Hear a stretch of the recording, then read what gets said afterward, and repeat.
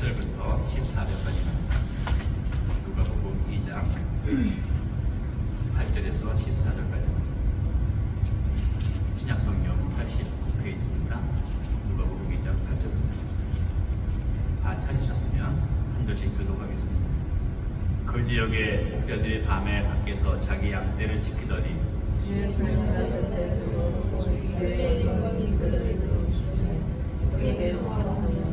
천사가 이르되 무서워하지 말라. 보라, 내가 온 백성에게 미칠 큰 기쁨의 좋은 소식을 너희에게 전하노라.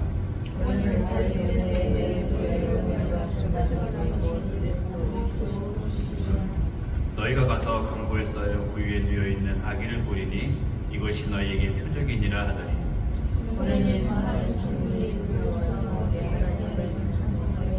읽겠습니다. 지극히 높은 곳에서는 하나님께 영광이요 땅에서는 하나님이 기뻐하신 사람들 중에 평화로다 하니라. 아멘. 기도하겠습니다. 하나님 감사합니다. 오늘 성탄주의를 맞이하여 사랑하는 주의 백성들 함께 모여서 예수 그리스도의 때에 오심을 감사하며 축하드리는 예배를 드립니다. 이 시간 제도에 올려드리는 축하를 하나님 기쁨으로 받아주시옵소서. 이 시간에 예수님의 나심을 축하하면서 귀하신 하나님의 말씀을 나누고자 합니다.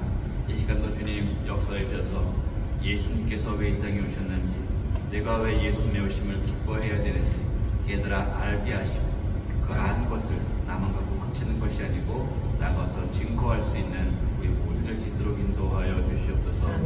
이 시간 말씀을 전하는 자나 듣는 자나 성령 가운데 하나 되게 하시고, 정말로 말씀을 나누는 이 시간을 가장 소중히 여길 수 있는 귀한 믿음의 사람들로 허락하여 주시옵소서. 아멘. 감사하며 예수님의 이름으로 기도 올리옵나이다. 아멘.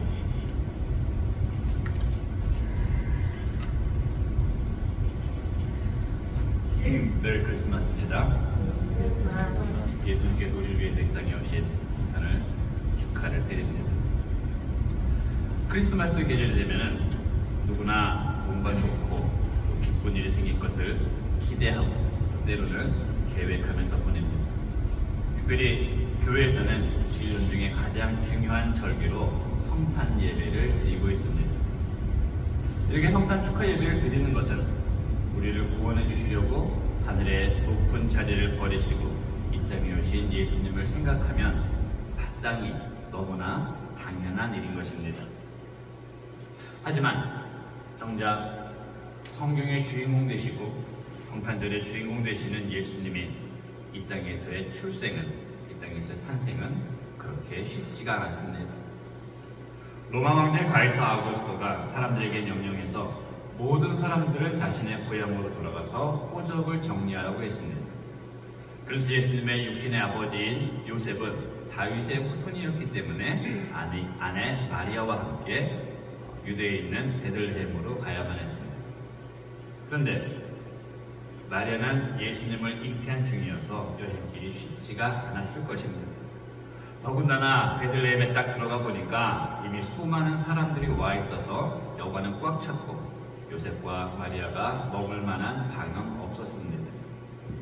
이런 상황으로 미루어 볼 때 아마 요셉과 마리아는 너무나 힘이 들어서 울고 싶은 지경이었을 것입니다. 분명히 마리아가 예수님을 잉태하기 전에 하나님의 아들 메시아가 자신의 몸에서 나올 것이라는 말씀을 들었는데, 하나님께서 당신의 아들을 이 땅에 보내시는데 자신들을 이렇게 고생시키시는 것을 보면 그 심정은 굉장히 답답했을 것입니다.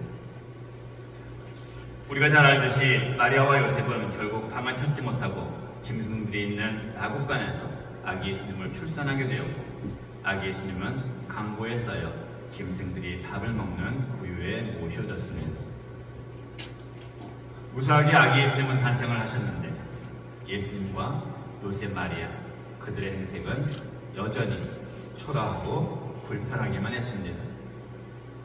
하지만 하나님께서는 그들의 고생스러운 모습은 아랑곳하지 않으시고 천사들을 시키셔서 들에서 양을 치는 목자들에게 예수 그리스도의 탄생을 선포하셨습니다. 본문 13절, 14절 말씀입니다. 호련히 충분히 그 천사와 함께 하나님을 찬송하여 이르되 지극히 높은 곳에서는 하나님께 영광이요 땅에서는 하나님이 기뻐하신 사람들 중에 평화로다. 아멘. 하나님께서는 예수님의 이런 초라한 탄생에도 불구하고 영광을 받으셨다고 선포합니다. 마국간으로 오신 예수님의 모습이 사람들의 기쁨과 평화라고 선포를 하십니다. 만약에 우리 가운데 누군가가 예수님같이 방도 없어서 고생스럽게 마국간에서 태어났고 구유에 누워있다고 하면 정말로 힘들고 불쌍하다고 여길 것입니다. 이렇게 나는 초라하게 태어난 것 자체를 아마 밝히기도 쉽지가 않을 것입니다.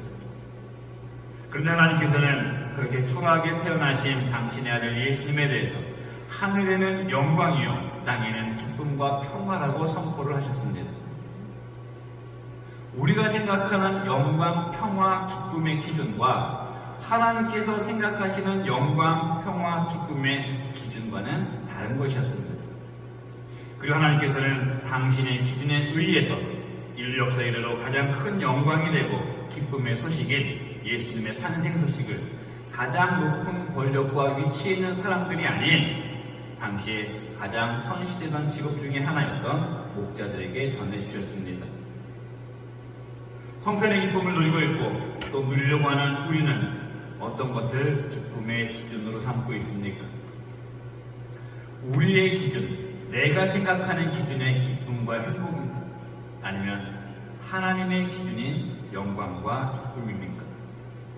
오늘 같이 말씀을 나누시면서 예수님께서 이 땅에 왜 오셨는가를 다시 한번 생각하고 성탄의 온전한 기쁨을 알고 누리고 전할 수 있는 우리가 되기를 소망합니다. 첫 번째로 예수님의 탄생, 성탄은 모든 사람을 구원하시기 위한 그리스도 주로 탄생하신 것이기에 우리는 기뻐해야 하는 것입니다. 오늘 본문에서 천사들에게 예수님 탄생 소식을 들은 목자들은 당시에는 천한 사람이고 부정한 사람들로 취급을 받는 사람들이었습니다. 당시의 기준에서 볼 때 목자들은 하나님에게 복받은 사람도 아니고 하나님의 율법으로 인해서 구원에 이룰 수 있는 사람도 아니었습니다. 그렇기 때문에 세상 사람들 역시 목자들을 그렇게 중요하게 생각하지 않았습니다.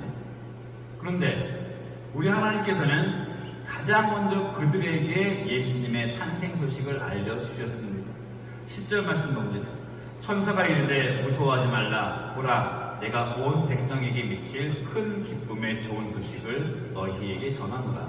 아멘. 높은 사람들이 아닌 천한 계급을 받던 목자들에게 먼저 큰 기쁨의 좋은 소식, 예수님 탄생의 소식을 전한 이 사건은 그 자리에 있던 목자들뿐만이 아니고 이 세상 온 인류에게 하나님의 구원이 임하셨다는 것을 말씀해 주고 있는 것입니다. 구원의 기쁨은 사람이 평가하는 기준과는 전혀 관계가 없다는 말씀입니다. 로마서 3장 23절 말씀입니다. 모든 사람이 죄를 범하였음에 하나님의 영광에 이르지 못하더니 나를 포함한 세상의 모든 사람은 죄인입니다. 어느 한 사람도 이것에서 자유로울 수가 없습니다. 당시의 목자나 제사장이나 임금이나 모두 죄인이었습니다. 그리고 이 자리에 있는 우리 역시 다 죄인인 것입니다. 이어지는 로마서 3장 24절 그리스도 예수 안에는 속량으로 말미암아 하나님의 은혜로 값없이 의롭다 하심을 얻은 자 되었느니라. 아멘. 이 소식이 기쁜 소식입니다. 우리 모두를 위하여 예수님께서 그리스도로 우리를 구원하실 구원자로 이 땅에 오신 것이 큰 기쁨의 좋은 소식인 것입니다. 예수님을 나의 죄를 구원하신 그리스도 구원자로 믿고 그분을 따르게 되면 천국에 이를 수 있다는 것이 이 소식이 좋은 소식, 기쁜 소식인 것입니다. 그런데 지금의 세상은 이 소식을 기쁜 소식으로 듣지 못하고 있습니다. 아니, 충분히 들을 수 있음에도 불구하고 듣지 않으려고 귀를 막고 있습니다. 예수님의 구원의 소식을 통해서 기뻐하기보다는 세상의 것들을 통해서 기쁜 소식을 듣기를 원하고 있고 세상의 것을 통해서 기쁨을, 만족을 얻기를 원하고 있습니다. 하지만 세상 기쁨은 영원하지가 않습니다. 세상의 기쁨으로는 구원을 얻을 수가 없습니다. 세상의 기쁨 가지고는 이 세상에서는 잠시 어느 기간은 기쁘고 즐겁게 살 수 있을지는 모르지만 그 길은 예수님이 없는 길, 사망의 길, 지옥의 길입니다. 지금 우리들 세상에서 아무런 기쁨이 없던 목자들에게 전해주신 큰 기쁨의 좋은 소식을 듣고 있습니까? 누구나 들을 수 있고 들어야 하는 이 소식을 듣고 있습니까? 내가 그 소식을 들었다면 이 소식을 믿고 있습니까? 이 소식을 통해서 온전한 기쁨을 누리는 사람으로 살고 있습니까? 예수님의 오심만이 온전한 기쁜 소식입니다. 예수님의 오심만이 온 세상 인류에게 전해진 가장 큰 기쁨의 좋은 소식입니다. 이 소식을 들은 우리들, 이 소식을 지금 듣고 있는 우리들, 이 성탄의 계절, 오늘 성탄주일, 또 우리에게 허락되어진 모든 삶 가운데서 더욱더 감사하고 기뻐하고 하나님께 영광 올리며 살아가시기를 주님의 이름으로 축원을 드립니다. 아멘. 두 번째로 예수님의 탄생, 예수님의 오심은 우리에게 목자로 오신 것이기 때문에 우리는 기뻐해야 합니다. 자, 우리가 지금 이 관점에서 보면은 목자 하고 탁 떠올리면은 푸른 풀밭 위에서 소를 치고 양을 치고 전원 생활을 즐기면서 참 멋있어 보여요. 한편으로는 부럽다, 나도 저렇게 살고 싶다 라는 생각이 종종 들기도 합니다. 그런데 앞에서도 말씀을 드렸듯이 예수님 당시의 목자는 3D 직군에 속하는 아주 힘들고 어려운 직업, 인정받지 못하는 직업, 천대받는 직업이었습니다. 목자라는 직업이 분명히 힘들고 어려운 직업이지만 그 목자를 따르고 있는, 그 목자가 관리하고 있는 양들에게는 반드시 필요한 존재입니다. 무지하고 연약한 양들은 들판의 맹수에게 힘없이 당할 수밖에 없습니다. 혼자의 힘으로는 푸른 풀밭으로 갈 수가 없습니다. 쉴 만한 물가로 가서 쉼을 얻을 수가 없습니다. 그럴 능력이 없습니다. 목자가 있어야 양들은 맹수로부터 보호를 받고 푸른 풀밭에서 꿀을 먹고 쉴 만한 물가에서 쉼을 얻을 수가 있는 것입니다. 우리들 사람 역시 마찬가지입니다. 내 인생에 목자가 없으면 밤낮으로 사탄에게 이끌려서 죄지으면서 죽을 인생 살아가는 것입니다. 어떤 꼴이 좋은 꼴이고 어디가 참된 안식처인지도 모르면서 내 마음대로 살다가 죄짓다가 결국에는 지옥으로밖에 갈 수 없는 불쌍한 인생들입니다. 그런 우리를 위해서, 그런 우리의 목자가 되시기 위해서 이 땅에 오신 분이 바로 우리 주 예수 그리스도이신 것입니다. 그리고 하나님께서는 예수 그리스도의 탄생 소식을 목자들에게 처음 알리셨고 예수님 역시 당신께서 우리에게 목자라고 말씀하신 것을 우리는 성경을 통해서 알 수 있습니다. 요한복음 10장 14절 15절 말씀입니다. 나는 선한 목자라. 나는 내 양을 알고 양도 나를 아는 것이고 아버지께서 나를 아시고 내가 아버지를 아는 것 같으니 나는 양을 위하여 목숨을 버리노라. 아멘. 연약한 사람들에게는 제대로 인도해 주실 선한 목자, 구원자가 필요했습니다. 어떻게 살아가는 것이 우리를 지으신 하나님의 뜻대로 살아가는 것이고 생명길로 살아가는 것인지 알려주실 수 있는 분이 필요했습니다. 우리를, 사람들을 사탄의 손으로부터 지키고 보호해 주실 분이 필요했던 것입니다. 우리 예수님은 이 땅에 오셔서 십자가상에서 죽으시기까지 그 일을 담당하셨습니다. 그리고 부활하셔서 지금까지도 우리를 위해서 일하고 계십니다. 목자의 예수님께서 하신 일은 거친 일입니다. 밤낮으로 수고해야 하는 일입니다. 당신의 목숨까지도 버리셔야 했던 일입니다. 그럼에도 불구하고 예수님께서는 그 일을 행하시려고 우리의 목자가 되어주시려고 이 땅에 오신 것입니다.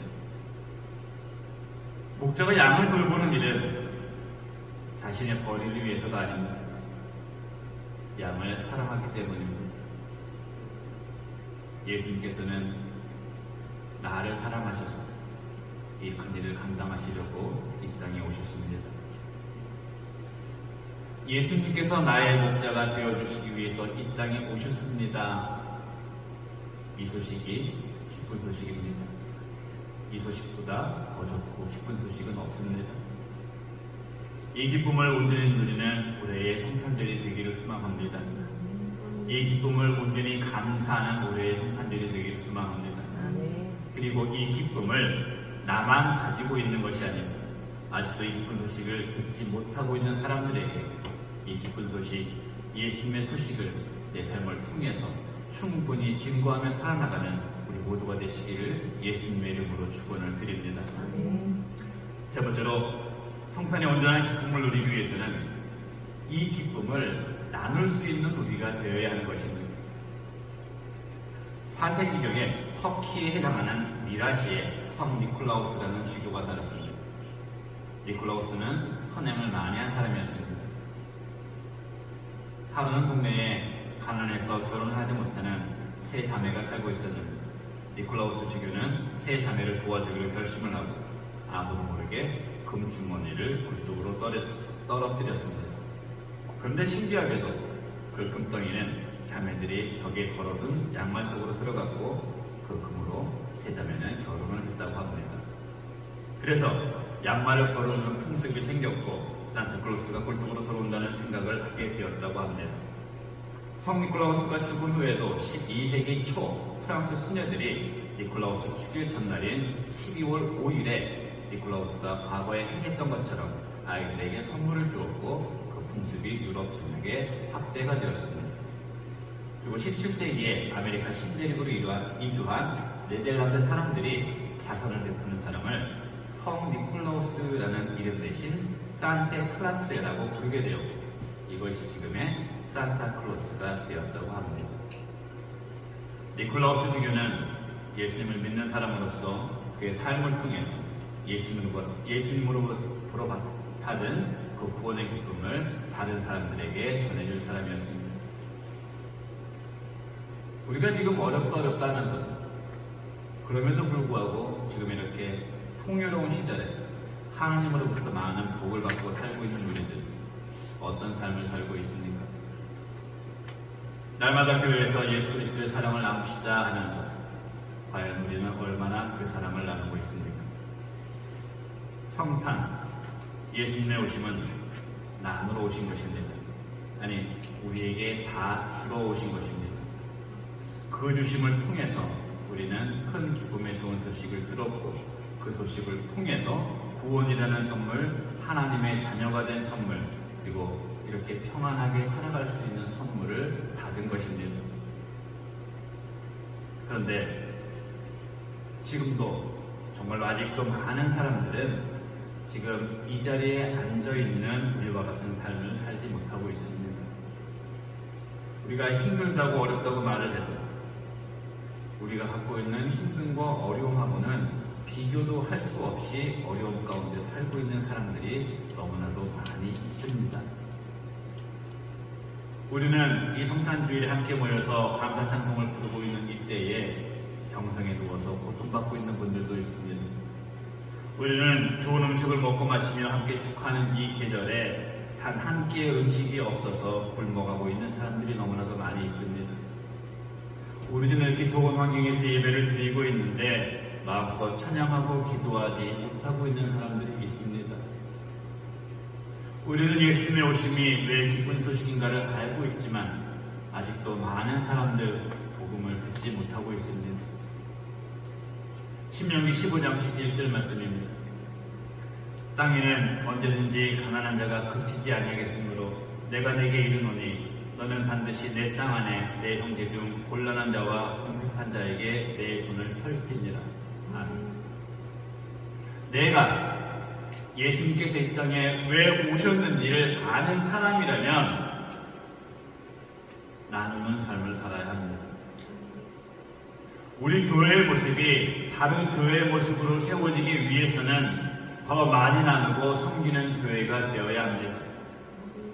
성탄의 기쁨을 나만, 우리만, 우리 교회만, 교회 다니는 사람들만 누리는 것으로 그친다면 그 기쁨은 잘못된 기쁨입니다. 하나님께서 절대로 기뻐하지 않으시는 기쁨입니다. 이 기쁨을 나누어야 온전한 성탄의 기쁨이요, 오늘 말씀 그대로 하늘에는 영광, 땅에서는 기뻐하신 사람들 중에 평화인 것입니다. 이 기쁨을 나눌 수 있는 우리가 되기를 소망합니다. 이 기쁨을 나누고 증거할 수 있는 우리 교회로 세워지기를 소망합니다. 그리고 이 나눔을 통해서 하나님께서 주시는 더 큰 성탄의 기쁨이 우리의 삶에 차고 넘치기를 축원을 드립니다. 칼빈은 예수님에 대해서 자신의 생각을 이렇게 설명하고 있습니다. 예수님이 우리 몸을 취해서 자기 몸을 삼으셨다. 우리의 살을 당신의 살로, 우리의 뼈를 당신의 뼈로 만들어 우리와 하나가 되게 하셨다.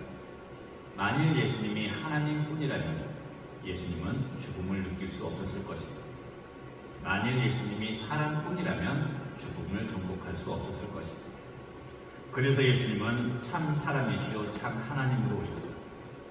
죄를 대속하는 데에는 사람으로서 자신을 죽음에 내어주셨고, 죽음과 싸워 승리하는 데에는 하나님으로서의 자기 권세를 사용하셨다. 성탄, 하늘에는 영광이고 땅에서는 큰 기쁨과 평화가 되는 사건입니다. 그러나 하나님이신 예수님께서는 이 사건을 이루시기 위해서 가장 낮은 자의 모습으로 오셨습니다. 지금 내가 생각하는 성탄의 기쁨은 어떤 것입니까?